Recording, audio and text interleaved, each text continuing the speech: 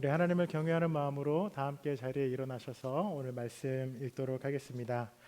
오늘 우리에게 주신 말씀은 누가복음서 5장 33절에서 39절 말씀입니다. 한 목소리로 읽겠습니다. 그들이 예수께 말했습니다. 요한의 제자들은 자주 금식하고 기도하며 바리새파 사람들은 제자들도 그렇습니다. 그러나 당신의 제자들은 항상 먹고 마십니다. 예수께서 대답하셨습니다. 너희 같으면 신랑이 함께 있는 동안 초대받은 사람들을 금식하도록 하겠느냐? 그러나 신랑을 빼앗길 날이 올 것이다. 그때가 되면 그들도 금식할 것이다. 예수께서는 그들에게 이런 비유를 들려주셨습니다. 낡은 옷을 기우려고 새 옷을 자르는 사람은 없다. 그렇게 하면 새 옷이 찢어져 못 쓰게 되고 새 옷의 조각도 낡은 옷에 어울리지 않기 때문이다. 또 새 포도주를 낡은 가죽 부대에 넣는 사람도 없다. 그렇게 하면 새 포도주가 그 부대를 터뜨려서 포도주는 쏟아지고 부대도 못 쓰게 될 것이다. 새 포도주는 새 부대에 담아야 한다. 묵은 포도주를 마시고 나서 새 포도주를 원하는 사람은 없다. 묵은 것이 좋다고 여기기 때문입니다. 아멘. 자리에 앉으셔도 좋습니다. 하나님 말씀입니다. 두 번째 대강절 주일입니다. 지난주 설교 제목이 기억나시는 분 계신가요? 오, 가까움. 감사합니다. 제가 이걸 똑같은 걸 금요일에 아내한테 물어봤는데 여기까지 하겠습니다. 이번 주 두 번째 제목은 새로움입니다. 새로움. 빛이 우리에게 이렇게 오다. 새로움입니다. 여러분이 처음에 음악을 들었던 기기가 뭔지 기억나십니까? 처음에 내가 음악을 들었던 기계. 최근 지금 2024년인데 3, 40년 동안에 음악을 듣는 이 방법의 변화가 엄청 빠르게 일어났죠. 그래서 우리가 오늘은 다 비슷한 세대들이 모여 있는데 아마 여기에 뭐 한 70년대생, 60년대생, 좀 더 나이가 있으신 분들을 좀 더 애드하면 대답이 많이 달라질 것 같아요. 음악을 듣는 게 이렇게 대중화된 거는 저도 이름을 검색해봤는데 그라모폰이라는 사람이 발명한 LP판 아시죠? 좀 큰 거뭇게 생긴 LP판, 그 원반형 레코드가 대중화된 처음이라고 그렇게 이야기하더라고요. 그리고 이 LP판을 시대를 조금 지나서 1980년대에 소니에서 워크맨이라는 휴대용 카세트 테이프 기계를 만듭니다. 마이마이라고 불렀죠. 그래서 주머니에 넣으면 이렇게 주머니가 커지는 걸 아마 좀 워크맨 사용해 보신 분, 나는 카세트 테이프를 써보신 분 계시죠? 그 다음에 비슷한 시기에 워크맨을 사라지게 만들었던 게 나오죠. CD 플레이어가 나옵니다. 그때부터 음반들이 이제 테이프로 나오다가 이제 CD도 같이 이렇게 발매가 되기 시작합니다. 저도 처음에 샀던 카세트 테이프가 아직도 기억나요. G.O.D 4집을 샀던 기억이 나는데 길 들어있는 그 노래, 그 기억이 납니다. CD 플레이어를 한참 듣다가 얼마 가지 않아서 다른 기계가 나오죠. 아이리버, MP3가 나오게 됩니다. 그래서 그때부터 P2P 사이트에서 이제 음원을 검색해서 다운로드를 받는 시대가 열리고 불법이 시작되기 시작합니다. 그래서 막 사람들이 이제 음원을 막 다운받고 막 앨범을 넣고 이제 그런 시대가 열립니다. 그 MP3 시대가 한 5, 6년은 간 것 같아요. 그렇죠? 그러다가 2007년도에 우리가 아마 모두 다 알고 있는 희대의 프레젠테이션이 하나 나옵니다. 인터넷 커뮤니케이터, 아이팟, 앤폰 이거 아시죠? 인터넷 커뮤니케이터. 그러면서 아이폰이 그때 2007년에 처음 나와요. 그때부터 새로운 아예 새로운 세상이 열려요. 그냥 스마트폰 하나가 딱 나오면서. 그리고 나서 이제 15년이 지났는데 오늘날 저는 대부분의 사람들이 그냥 스마트폰에서 스트리밍 서비스를 이용하고 계실 거라고 생각합니다. 휴대폰 안에서 이 어플을 통해서 전 세계의 모든 음악을 이제 실시간으로 들을 수 있는 그런 시대가 왔죠. 아마 저에게 다시 MP3나 CD 플레이어를 준다고 해도 사실 저는 자신이 없어요. 음악 파일을 다시 다운받고 컴퓨터랑 연결해서 파일을 다시 넣은 다음에 유선으로 이어폰을 꽂고 건전지가 다 되면 건전지를 다시 바꾸고 다른 노래를 듣기 위해 이걸 다 지우고 이렇게 할 자신이 없습니다. 그리고 그렇게 제가 바로 할 수 있을지도 모르겠어요. 우리가 경험한 이 음악을 듣는 이 방법들을 이렇게 조금 이렇게 돌아보면 새로움이 찾아오면 이전 것들은 자연스럽게 지나가고 새로운 변화와 적용이 일어나기 마련입니다. 예수님의 탄생을 기다리는 이 대강절 두 번째 주일, 빛이 우리에게 이렇게 오다, 새로움이라는 주제로 오늘 함께 말씀을 나누려 합니다. 예수님의 삶과 예수님의 가르침은 새로웠습니다. 당시 유대인들이나 종교 지도자들, 기득권층들에게 언제나 도움이 되는, 항상 반갑지만은 않은 그런 새로움이었어요. 오늘 본문은 우리가 이전에 더 테이블 설교 시리즈를 할 때 예수님이 레위라는 제자를 부르고 나서 식사하고 파티하던 거 기억나세요? 세리와 제자들이 다 같이 모여서 함께 밥을 먹는 그 본문 바로 뒤에 붙어있는 이야기입니다. 그래서 당시에 이 예수님에게 이 질문을 던지는 사람들이 누구냐면 바리새인들이라고 불리는 종교 지도자 그룹인데, 이 사람들은 성경, 율법을 문자 그대로 지키면서 스스로 선택받고 나는 거룩하고 구원받았다라고 확신하던 그런 그룹이 있었어요. 이 종교 지도자 그룹이 계속해서 예수님과 논쟁을 합니다. 이 본문 바로 전에 예수님이 죄인과 세리와 식사하는 걸로 시비를 걸죠. 너 왜 죄인들이랑 세리랑 지금 밥 먹고 있어? 그거 아닌데. 근데 예수님이 바로 나는 죄인들을 부르러 왔어 라고 그들의 비난을 일축합니다. 그리고 바로 주제를 돌려서 공격하는 것이 오늘의 본문이에요. 야, 세례요한의 제자들이나 우리 바리새파 우리 그룹은 밥 안 먹어. 우리는 금식하고 기도한단 말이야. 근데 왜 너랑 예수를 따르는 너네들이 왜 맨날 먹고 마시고 있냐? 라고 이렇게 남의 잔치상에 가서 지금 시비를 걸고 있는 거예요. 이 바리새인들의 질문에 담겨 있는 의도가 뭡니까? 항상 먹고 마시기나 하는 너희의 그 무리들은 우리와 같이 거룩하지 않아. 하나님의 뜻을 따르지 않고 있어. 너네는 질서와 전통을 완전히 무너뜨리고 있고 너희가 하나님의 아들일 리가 없어. 이 가르침은 다 거짓이야. 진짜가 아니야 라는 의미로 예수님에게 이렇게 공격을 하고 있는 거죠. 그들의 공격에 예수님은 신랑이 함께하고 있는 이 축제 기간에 초대받은 사람들이 굶는 게 말이 되냐며 예수님이 누구인지도 잘 이해하지 못하고 상황 파악을 전혀 하지 못하는 이 바리새인들과 이 어리석은 사람들에게 그렇게 꾸짖습니다. 때가 되면 금식할 때가 와. 근데 지금은 아니야. 얘들아 제발 눈치 좀 챙겨. 우리 지금 잔치 중이야 라고 이렇게 이야기하시죠. 그리고 이러한 비유를 말씀하십니다. 낡은 옷이 해졌으면 새로운 옷을 잘라가지고 기우는 사람이 어디 있고, 새로운 와인을 만들었으면 새 포도주는 새 부대 안에, 가죽 부대 안에 담아야 돼 라고 이렇게 가르치십니다. 재밌는 펀팩트 하나는 당시에 그 고대 와인을 만들 때 와인을 보관하는 가죽통이 있었다고 합니다. 근데 이 가죽통이 새로운 것은 약간의 신축성이 있어서 그 안에서 와인이 발효가 될 때 이게 견디는데, 오래된 가죽 케이스는 이미 다 늘어날 대로 늘어나서 새로운 와인을 넣으면 발효되는 과정 중에 가죽 부대가 터진다고 합니다.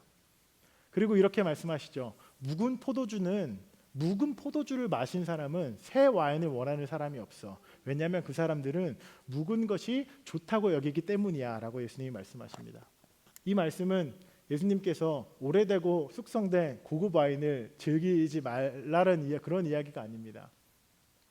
이 말씀은 현재의 방법을, 어떠한 수단과 방법을 가리지 않고 어떠한 변화에도 모두 저항하는 그 그룹에 대한 지적입니다. 심지어 그것이 하나님의 구원을 선포하는 일일지라도 그들이 기존 방식에서 벗어나서 새롭게 예수님을 마주하는 것을 거부하고 저항하는 그 바리새인들의 태도를 지적한 것이죠. 새로움이 이렇게 찾아왔지만 여전히 자신들의 삶의 방식과 권력을 유지하는 길이 옳다고 믿는, 혹은 그렇게만 믿고 싶은 사람들이 있었습니다. 본인들의 삶의 지위와 권력과 부를 유지하는 것을 더 중요하게 여겼던 사람들은 안타깝게도 하나님이 새로운 구원의 길을 여시는 그 새로움이 왔음에도 그것을 거절하고 맙니다. 내가 마시던 와인이 제일 좋다고 여기기 때문에 그런 일들이 일어났죠. 예수님이 그렇다면 왜 새로움인가? 예수님은 무엇이 다른가? 예수님이 새로우신 이유는 예수님을 통해서 우리와 하나님과의 관계 정의가 완전히 바뀌었기 때문입니다.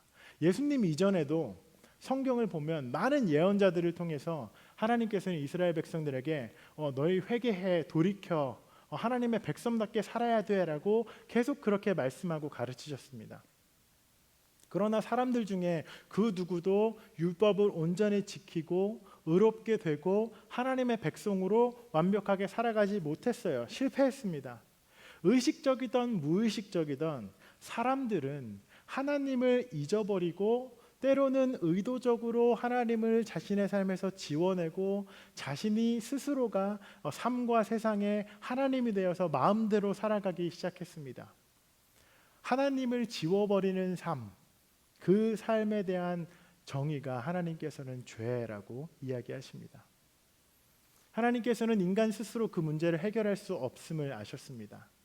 사람들은 계속해서 자신들의 삶에 하나님을 지우고 스스로 하나님이 되는 삶을 선택했고, 그로 인해 개인의 망가짐과 타락은 물론이고 그 선택이 주변과 이웃으로 확대되어서 파괴와 폭력과 전쟁과 기근과 차별과 억압으로 계속해서 죄와 악이 확대되는 것을 우리는 인류 역사와 교회 역사를 통해서 계속 보아왔습니다.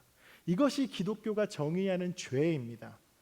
선악과를 먹고 보암직도 하고 먹음직도 한데 라고 말하면서 스스로 하나님이 되고 싶어 했던 그 마음먹음, 하나님을 지워내는 것, 스스로 하나님이 되고자 하는 그 마음이 죄인 것이죠.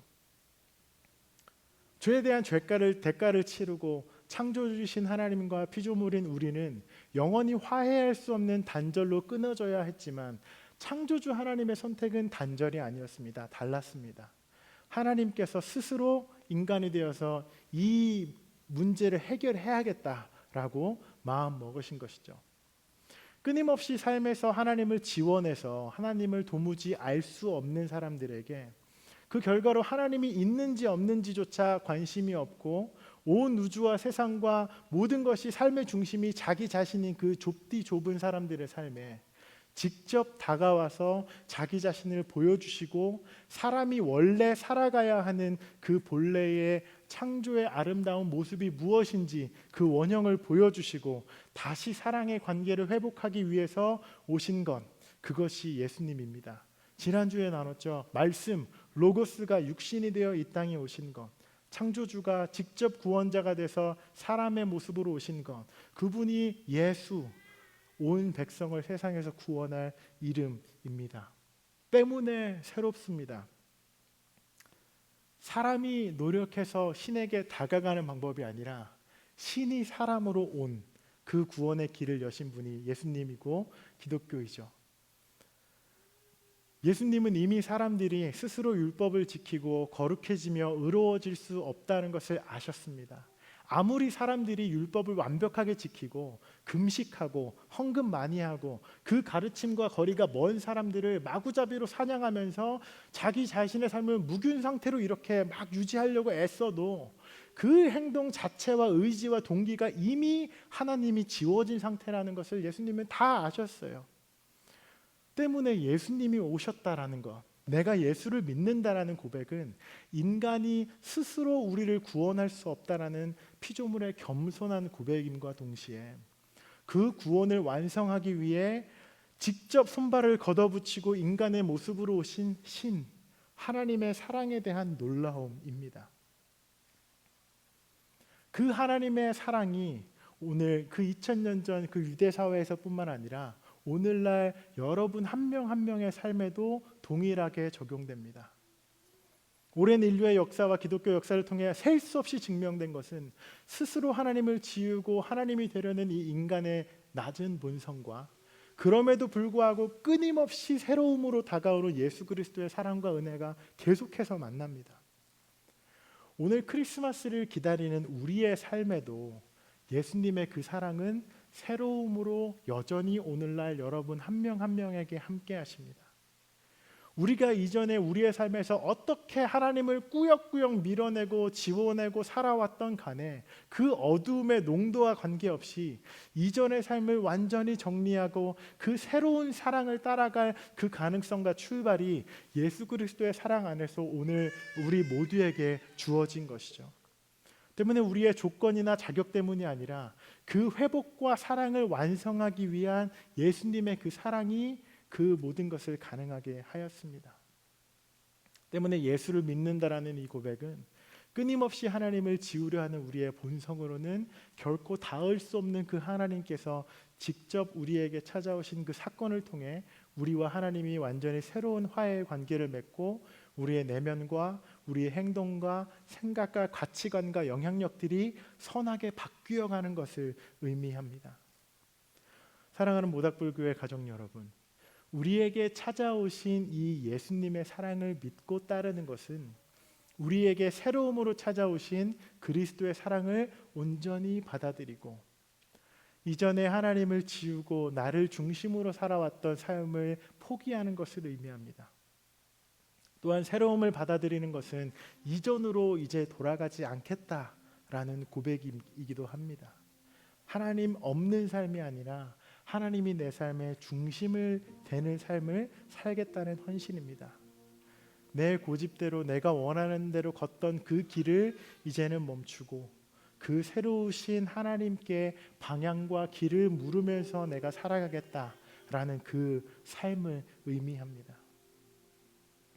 크리스마스, 성탄절, 우리에게 새로움으로 오신 그리스도의 사랑을 온전히 기억하는 시간입니다. 그 그리스도의 사랑이 지금 여기에 우리 모두에게 있습니다. 우리 함께 그 새로운 사랑의 길을 우리의 삶의 가장 귀한 가치로 여기고 따라가 봅시다. 내 삶의 주도권을 놓는다고? 그러면 모든 것이 불안하고 망쳐질 것 같고 불편하고 내 삶의 즐거움과 기쁨은 사라질 것 같고 원하는 것은 모두 포기해야 될 것 같은 그런 두려움과 걱정과 불편함이 을에 먼저 찾아오지만 사실 우리의 삶을 만드시고 사랑하시고 누구보다 잘 아는 하나님 손에 우리의 인생이 있을 때 우리의 삶은 가장 안전하고 가장 온전합니다. 하나님은 우리의 삶을, 여러분의 삶을 조종하기 위해 오신 것이 아닙니다. 여러분의 모든 삶의 선택권을 박탈하기 위해서 오신 것이 아닙니다. 예수님이 우리에게 오신 것은 사랑하기 위해 오셨고 여러분이 옳고 선한 선택을 하면서 원래 하나님의 형상대로 만들었던 그 아름다운 인간성을 가진 존재로 살아가도록 그것을 가르치고 격려하며 이끌어 가시기 위해서 우리에게 오신 것입니다. 여러 중독으로 더 큰 쾌락을 탐하는 삶보다 인간 내면에 저 깊이 하나님이 만드신 기쁨과 평안함을 경험하기 위해 그것을 주시기 위해 우리에게 오신 것입니다. 그 새로운 사랑과 그 여정에 우리 모두가 초대되었습니다. 이제 우리가 반응하고 그 사랑으로 우리의 삶이 변화될 시간입니다. 다가오는 성탄절 우리에게 새로운 일을 행하실 예수님을 기대하며 살아갑시다. 함께 기도하겠습니다.